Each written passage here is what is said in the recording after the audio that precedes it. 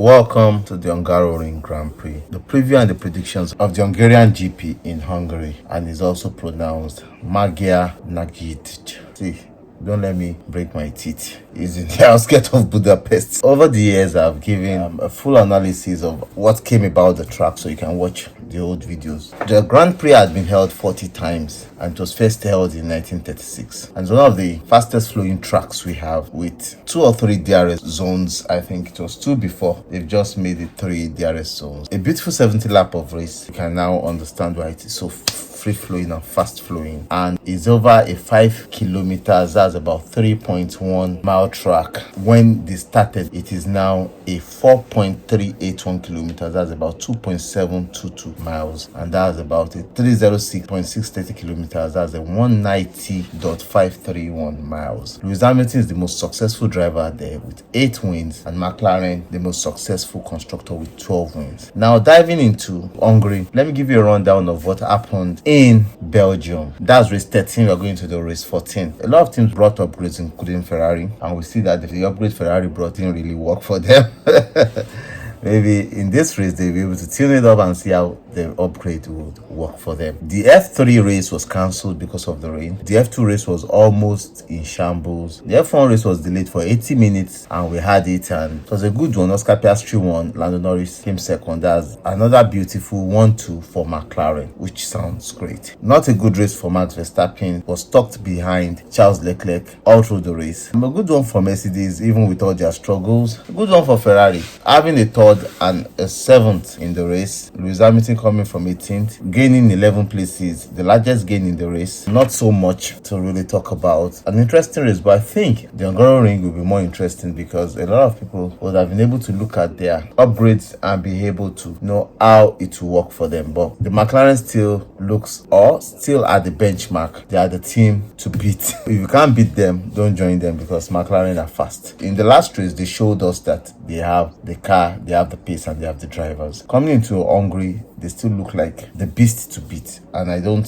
see any team beating them. Though the Mercedes have been a little bit successful in Hungary, they've been around the top 4 in most of the races, but coming into this one, I don't see Mercedes in top 4 because the Mercedes car is struggling. Looking at the Red Bull car, which looks like the second fastest car, I think the Red Bull car will be in competition in Hungary. Red Bull car has also always been a very good car in Hungary, and they might be in the right competition to put other teams in their place. So it is looking like a McLaren, Red Bull, Ferrari, then Mercedes in Hungary, but until we get there, we won't know yet. Now they are using the softest tire set. That's the C3, C4, C5. The C3 as the hard, the C4 as the medium, the C5 as the softest. They are proposing for a 2-stop race. Looking at a 2-stop race, how will the 2-stop race work? We need to have a dry race, and with this tire compound, it's just a banger for us to see how the race will pan out. Then we look at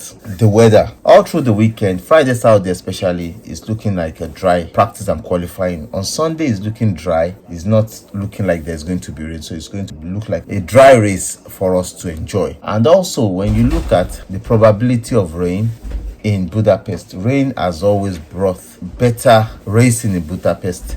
When it is raining, you cannot just overlook it. And I could remember, I think in 2021, Lewis Hamilton started alone, and from the first he went back, and it was a back and forth. And I could still remember 2021 race in which Max Verstappen finished in the points with almost a half floor. It's always a race you don't want to miss, an important race for Formula 1. And like I said, 2 years ago, the Hungary have built a new track in which they are looking for how to get it into racing. It looks like a much more interesting track than the one they are running, and if they can get it in, they have to move this out. But there are politics around that, to set that in. This race will also be a race of strategy. We've seen Lewis Hamilton coming from a deficit of over 20 seconds to win the race by 19 seconds in 2020. So it's going to be an interesting race, and I think 2020 was the last time Lewis Hamilton won the Hungarian Grand Prix. In 2019, we had Lewis Hamilton winning the race. That was when Lewis Hamilton was having 20 seconds deficit. He won the race with Max Verstappen coming second, Sebastian Vettel coming third, and Leclerc coming fourth. In 2020, we had Lewis Hamilton winning winning the race, with Max Verstappen coming second, Bottas third. Bottas was locking up all through the race. Lance Stroll coming fourth and Albon coming fifth. In 2021, we have Ocon winning the race. That was the race in which Lewis Hamilton started alone on pole and Max Verstappen with just 1 point for his troubles. Esteban Ocon won the race. Vettel came second. Hamilton came third. That was the race. Hamilton could have even won the race, but Alonso gave him a run for his money.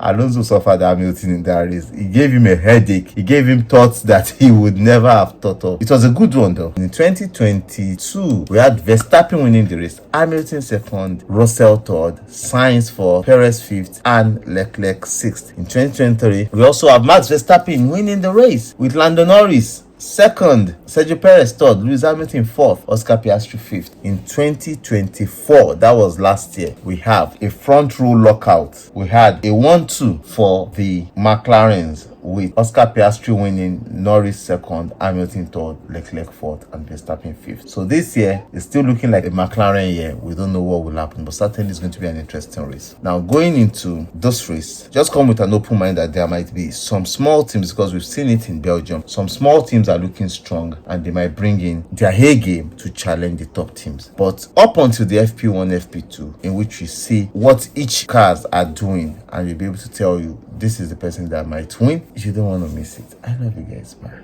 Cheers.